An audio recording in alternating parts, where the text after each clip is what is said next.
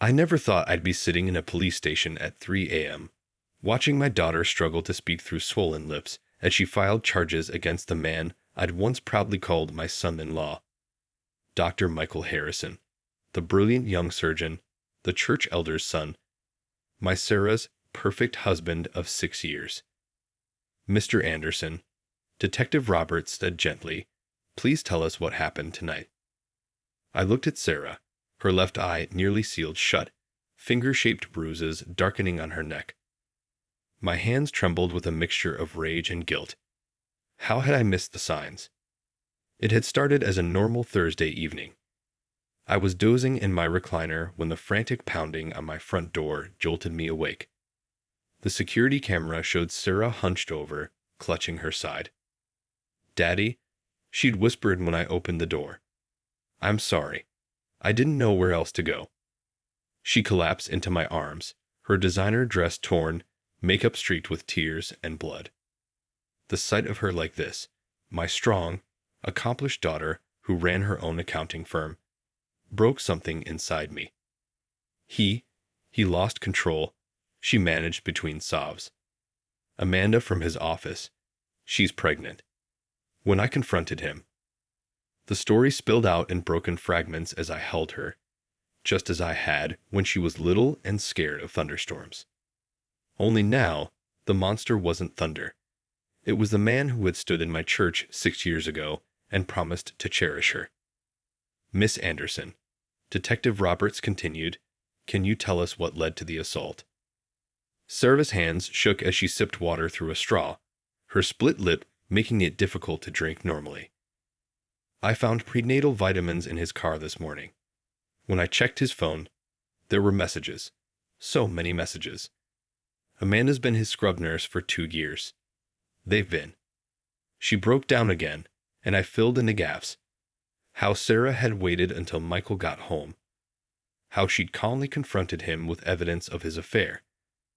How he'd first denied everything, then blamed her for working too much, for not wanting children yet, for driving him to find comfort elsewhere. "When I said I wanted a divorce," Sarah continued, her voice barely audible, "he just changed. I'd never seen him like that. He said I'd ruin everything he'd built, that his family's reputation at the hospital would be destroyed. Then the medical report laid it out clinically. 3 broken ribs, concussion, multiple contusions, possible internal bleeding. Each injury a betrayal, each bruise a mockery of the vows he'd made." My phone buzzed continuously. Michael's parents, Richard and Eleanor Harrison, pillars of our community, leaving increasingly hostile messages. "James, you need to talk sense into Sarah. Michael's career is at stake. This is clearly a misunderstanding. We can handle this as a family. Think about what you're doing to our reputation in the church." The church. Where Michael led youth group, where his father served as head elder, where everyone thought the Harrisons were the perfect Christian family. Where, apparently, a man's career mattered more than a woman's life. As we left the police station, Sarah finally asleep in the back of my car thanks to pain medication, I remembered the day Michael asked for my blessing. How impressed I'd been by his credentials, his family connections, his seemingly perfect manners. "I'll protect her, sir," he promised. "She'll never want for anything." Now, pulling into my driveway at dawn, I saw Sarah's BMW parked crookedly by the curb. She must have driven here in panic. The passenger window was shattered. Inside, her phone showed 17 missed calls from Michael, dozens of texts alternating between threats and pleading. I helped her to the guest room, the same room she decorated as a teenager. The walls still held photos of happier times, her medical school graduation, the wedding day, family vacations. I took down the ones with Michael, each smile now seeming like a mask hiding something darker. The sun was rising when the first news alert popped up on my phone. Prominent surgeon under investigation for domestic violence. The Harrisons' influence ensured it made headlines immediately. By noon, their lawyer had called. "Mr. Anderson, we need to discuss damage control." Dr. Harrison is willing to be generous in the divorce settlement if Sarah agrees to drop the charges. I thought of Sarah's face, of her broken body, of 6 years of what I now suspected wasn't the first incident.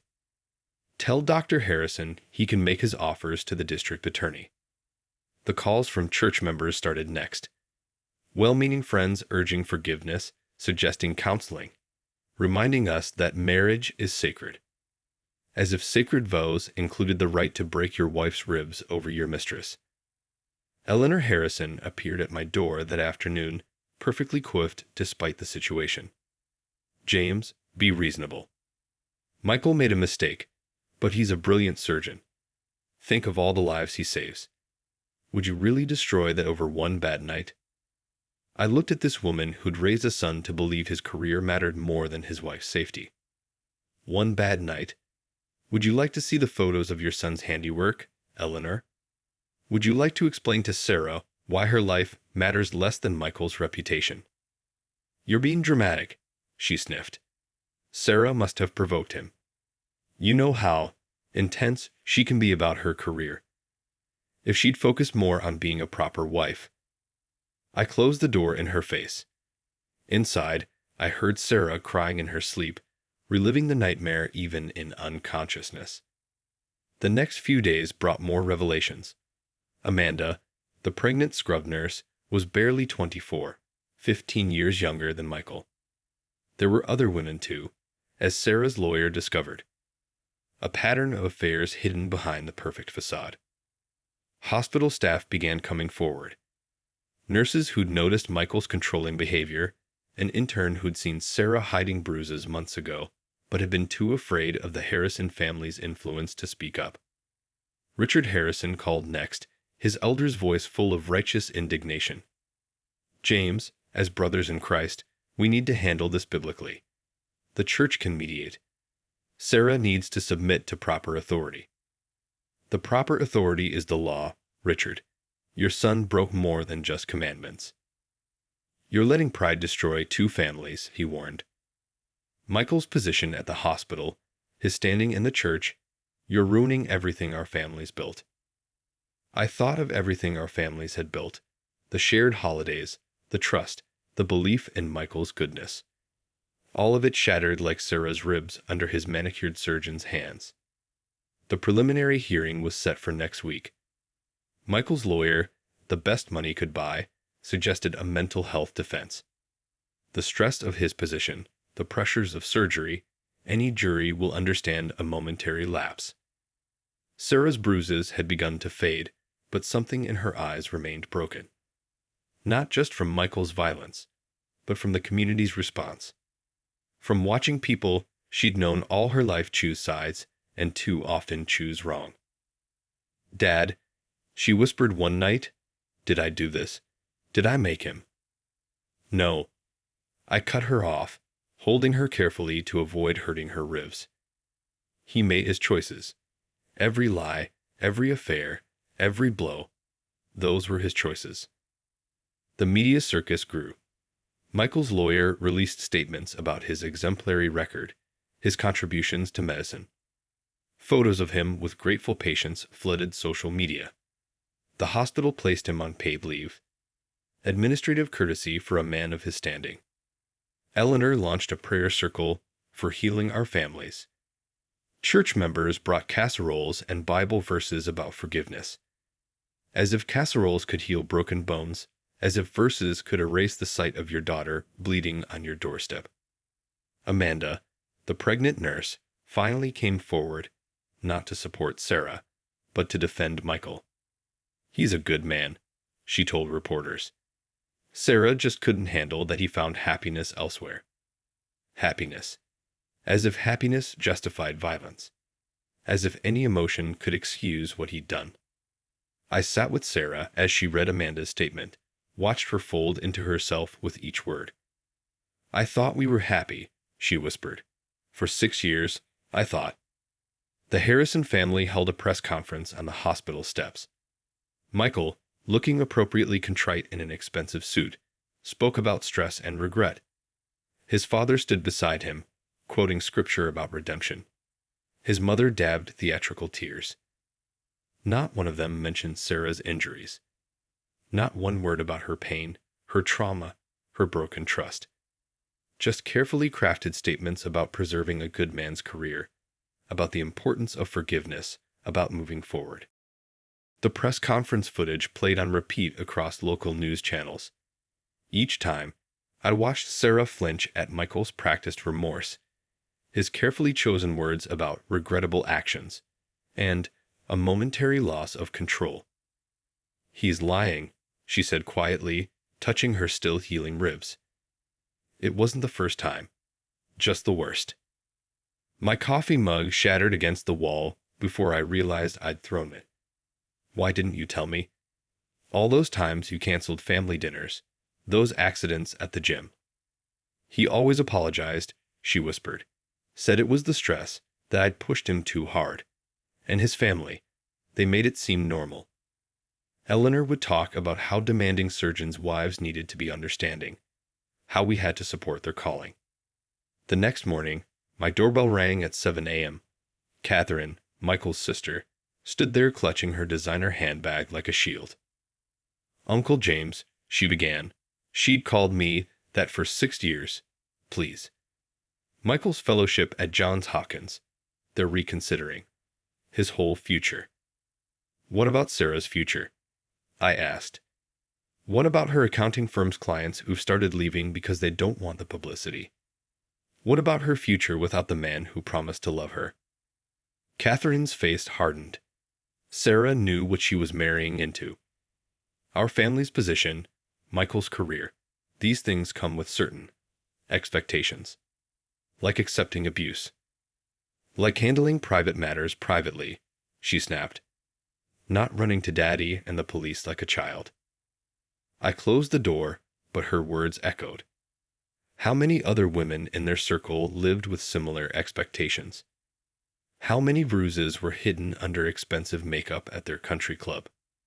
Sarah's lawyer called with updates. Michael's legal team was pushing for a deal. No jail time, sealed records, mandatory counseling. In exchange, they'd make the divorce settlement generous. They're offering $2 million, the lawyer said. Tax-free. Sarah, still wearing sunglasses indoors to hide her healing face, laughed bitterly. Tell them my ribs cost more than that. The hospital board met to discuss Michael's position. His father, a major donor and board member, recused himself but made sure his influence was felt. They released a statement supporting Dr. Harrison's journey of rehabilitation, while praising his invaluable contributions to medicine. Not one word about domestic violence. Not one mention of the woman he'd beaten over his pregnant mistress. The church was worse. The pastor visited, speaking softly about redemption and the sanctity of marriage. God hates divorce, he reminded us. What does God think about wife beating? I asked. He left without answering. Then came the photos. Someone, probably Amanda, leaked pictures of Sarah at various social events over the past year. In each one, if you looked carefully, you could see the signs we'd all missed. Long sleeves in summer. Extra makeup around her wrists. That forced smile we attributed to fatigue. Michael's supporters used them as proof of Sarah's instability. Look how unhappy she seemed, they said. Look how she isolated herself. Never mentioning that isolation is exactly what abusers want. Eleanor Harrison orchestrated a women's luncheon at the country club, praying for our families in crisis. Sarah's friends who attended reported back about the subtle character assassination. How Eleanor spoke tearfully about Sarah's ambition and unwillingness to start a family.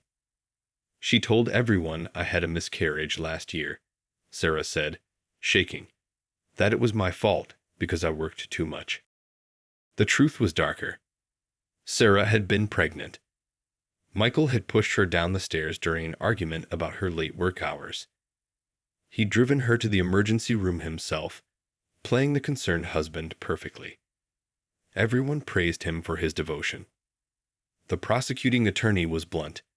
They're building a defense around your career. Successful woman, demanding job, delayed motherhood. They'll paint you as the destructive force in the marriage. Sarah straightened in her chair, something of her old strength returning. Let them try. I have documentation. She'd kept a diary, hidden in her office safe. Every incident, every accident, every time Michael's perfect mask had slipped. Pages and pages of evidence written in her precise accountant's hand. The Harrisons' next move was predictable. Their lawyer called with a new offer. $3 million, but Sarah had to sign an NDA. Never speak about the abuse, never share her diary's contents. Think about Michael's other patients. Eleanor pleaded in another unwanted visit. Would you really destroy their faith in him?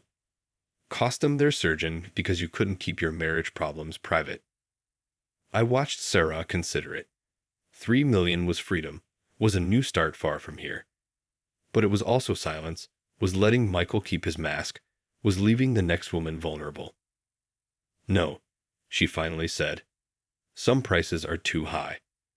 The preliminary hearing arrived. Michael entered through the back door, surrounded by his family's protective circle. Sarah walked in through the front, head high despite her still visible bruises. I walked beside her, along with dozens of domestic violence survivors who'd heard her story and come to support her. His lawyer presented character witnesses, fellow doctors, grateful patients, church members testifying to his gentle nature. The defense painted a picture of a dedicated surgeon pushed to his breaking point by an ambitious wife's neglect. Then Sarah took the stand. Quietly, clearly, she read from her diary.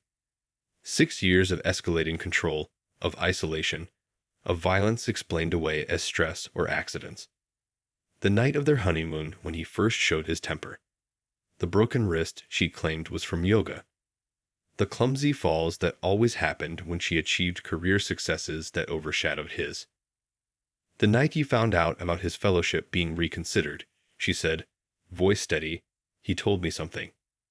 He said, I made you, and I can unmake you. That's when I knew. He never saw me as a person. Just another possession to control. The courtroom fell silent after Sarah's testimony. Michael's perfect facade cracked for just a moment. A flash of the rage she described darkening his features before he controlled it. But the security cameras caught it, and the footage would later become crucial evidence. Amanda, his pregnant girlfriend, sat in the back row, one hand protectively over her belly. I watched her face as Sarah described similar accidents early in her marriage, and I saw the first glimmer of fear in the young nurse's eyes.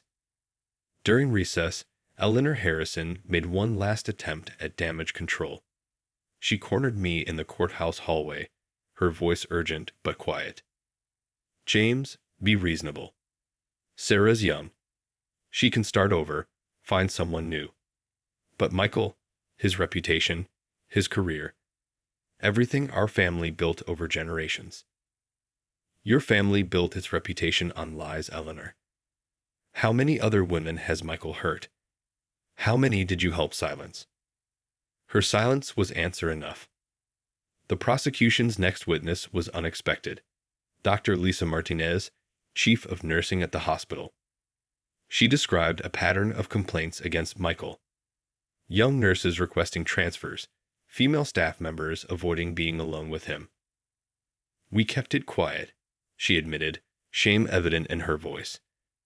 The Harrison family's influence. We convinced ourselves it was better to move staff and confront him. Michael's lawyer objected and tried to have the testimony struck from the record. But the damage was done. In the gallery, Amanda slipped out quietly, one hand still on her stomach. That evening, Sarah received a text from Amanda. Can we talk? Somewhere private. We met at my house, Sarah's lawyer present. Amanda's perfect makeup couldn't hide her trembling hands as she showed us her own collection of accidents, bruised wrists, threatening texts, photos of a pushed-in bathroom door. He said no one would believe me, she whispered. That his family would destroy my career. When I told him I was pregnant, she pulled up her sleeve, revealing finger-shaped bruises. He said I'd better pray it's a boy. Sarah reached out and took the younger woman's hand. Two victims of the same charming monster, finding strength in truth. Amanda's testimony broke the case wide open. Other women came forward. A medical student from 3 years ago, a pharmaceutical rep, a previous girlfriend from medical school. Each had similar stories of violence, hidden behind Michael's brilliant smile. The Harrison family's carefully constructed image crumbled. Richard resigned from the hospital board. Eleanor's women's ministry at church quietly disbanded. Catherine stopped appearing at social events. Michael's lawyer made one final offer: a guilty plea to lesser charges, minimal jail time, substantial financial compensation. But now it wasn't just about Sarah anymore. It was about every woman he'd hurt, every victim silenced by his family's influence. No deals, Sarah said firmly. Let the truth come out. The trial lasted 2 weeks.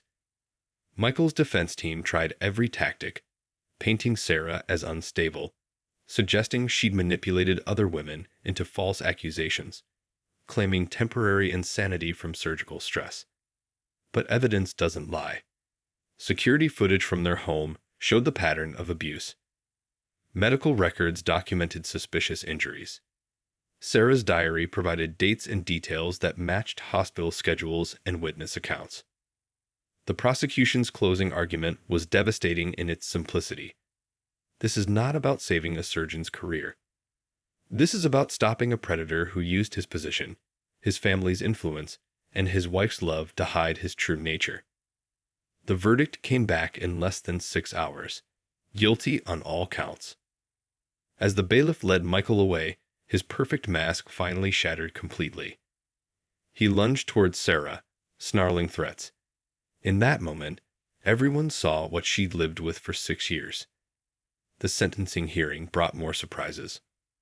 Amanda, now visibly pregnant, addressed the court. She described how the Harrison family had offered to take care of everything if she'd testify for Michael.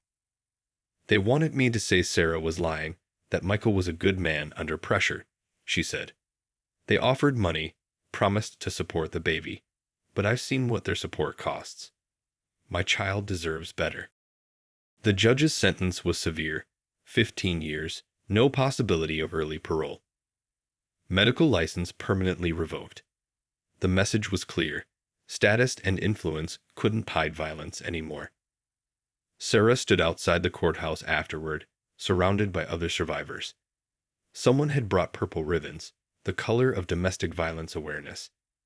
The image made national news: a successful woman who fought back, who chose truth over silence. Eleanor Harrison made one final public statement, still trying to control the narrative. We pray for everyone involved in this tragic misunderstanding. But there was no misunderstanding anymore. The carefully maintained facade of the perfect family, the brilliant surgeon, the blessed marriage, all exposed as carefully constructed lies. The aftermath brought changes no one expected. The hospital established new protocols for handling staff complaints. The church started a domestic violence ministry. Sarah's story became a catalyst for others to speak out. Amanda had a daughter 3 months later. She named her Truth, a reminder of the power of speaking up. Sarah became her unofficial mentor, helping her navigate single motherhood and rebuild her career. 1 year after the verdict, I sat with Sarah on my porch, watching the sunset. The physical scars had faded, though some emotional ones might never heal completely. Do you regret it? I asked. Going public instead of taking their money and disappearing. She touched the purple ribbon pin she still wore. Every time another woman comes forward, every time someone escapes because they heard my story, that's worth more than any settlement. The Harrisons moved away, their social empire in ruins. Their perfect world couldn't survive truth's light. But in its collapse, something stronger grew. A community of survivors, of supporters, of people unwilling to let power hide abuse anymore. Sarah started a foundation, using her story to help others. She named it Unmake the Silence. turning Michael's threat into a promise of her own. Because sometimes the greatest victory isn't just surviving, it's making sure no one else has to survive alone. 5 years after the verdict, the changes Sarah's case sparked continued to ripple outward. Her foundation had helped hundreds of women escape abusive relationships, particularly in affluent communities where appearance and status often silenced victims. I received an unexpected letter one morning from Catherine, Michael's sister. She was writing from another state, where she'd moved after the trial. "Dear Uncle James," it began, "I'm writing to apologize, not just for my brother's actions, but for my own. I've spent years in therapy understanding how our family's obsession with image enabled abuse. Last month, I helped a colleague leave her abusive husband. I finally understood what courage really looks like." Sarah read the letter with mixed emotions. Sometimes, she reflected, healing happens in unexpected ways. The medical community had changed too. Dr. Martinez, who testified about the hospital's culture of silence, now led seminars on recognizing and reporting abuse among medical professionals. Sarah often spoke at these events, her accountant's precision bringing clarity to the complex dynamics of privileged abuse. Amanda and her daughter Truth, now a precocious 5-year-old, had become regular visitors to our home. The little girl knew Sarah as Auntie Sarah, the woman who helped her mommy find her strength. "She asks about him sometimes," Amanda confided during one visit. "I tell her that her father made bad choices, but her life is a good choice I made. She understands more than you'd expect." Eleanor Harrison had tried to maintain contact with her granddaughter, but Amanda refused. "The same people who helped hide his violence don't get to shape her understanding of love," she explained. Michael, serving his sentence, had tried to send letters to Sarah, to Amanda, to his former colleagues. They all came back unopened. His perfect world had crumbled, and no amount of carefully crafted words could rebuild it. The church that had once urged silence now hosted weekly support groups. The pastor who had quoted scripture about divorce had retired, replaced by a younger minister who understood that faith should never shelter abuse. Sarah's accounting firm had not only recovered but thrived, specializing in helping women achieve financial independence. Her client list included several former members of the Harrisons' social circle, women finding their own voices after years of enforced silence. One autumn morning, Sarah called me, her voice vibrating with unexpected emotion. "Dad, you need to see the news." Richard Harrison had given an interview, his first since the trial. But instead of defending his son, he did something no one expected. He apologized. "We built our family's reputation on appearance, not character," he said. "We valued status over safety, image over truth. My son learned from our example, and women paid the price. I can't undo the past, but I can finally speak honestly about it." Eleanor had not joined him for the interview. Some facades, it seemed, were too precious to surrender. The interview sparked new conversations about privilege and accountability. Sarah's foundation received calls from other prominent families, seeking help in addressing long-hidden abuse. "It's never just one person," Sarah explained at a conference. "Abuse thrives in systems that value reputation over reality. Change has to happen at every level." Amanda graduated from nursing school, specializing in trauma care. Her graduation photo, showing her in cap and gown with little Truth holding a "My Mom's a Nurse" sign, went viral, a symbol of survival and triumph. The Harrisons' former social circle had splintered. Some maintained their distance, clinging to old patterns of silence and appearance. Others had undergone their own transformations, learning to value truth over status. During a quiet dinner at my house, Sarah shared news of her own healing. "I'm seeing someone," she said carefully. "He's a teacher. Nothing like Michael." When I told him my story, he didn't try to fix it or minimize it. He just listened. The foundation's work continued to expand. They now offered legal aid, career counseling, and support for children caught in abusive households. Sarah's story had become a beginning rather than an ending. The worst thing about abuse in privileged circles, she told a reporter, isn't the violence itself. It's the conspiracy of silence that protects the abuser's image while sacrificing victims' lives. As I watched my daughter continue to transform pain into purpose, I understood that some victories aren't about happy endings. They're about honest beginnings, about breaking cycles of silence and showing others they don't have to survive alone. The perfect facade had shattered, but something far more valuable had grown in its place: truth, strength, and a community dedicated to ensuring that no one's status would ever again shield them from accountability.